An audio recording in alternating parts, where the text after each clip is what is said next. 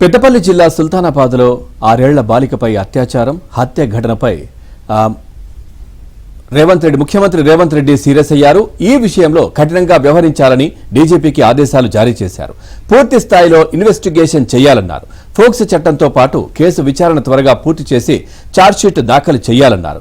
నిందితునికి కఠిన శిక్ష పడేలా చూడాలని సీఎం డీజీపీకి ఆదేశించారు. నారాయణపేట ఉట్కూర్లో ఒక వ్యక్తిని బంధువులు కొట్టించంపిన ఘటనపై కూడా సీఎం ఆరా తీశారు. పోలీసులు నిర్లక్ష్యంగా ఉంటే చర్యలు తీసుకోవాలంటూ హెచ్చరించారు.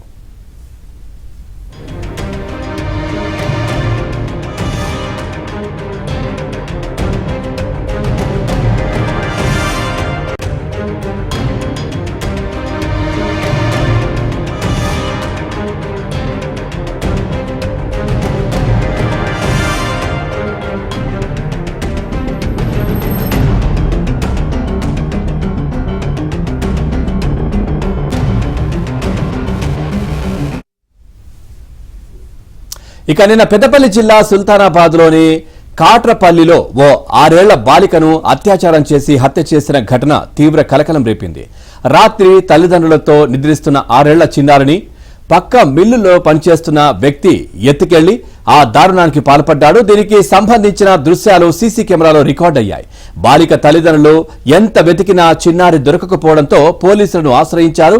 ఆలోపే ఈ దారుణం చోటు చేసుకుంది.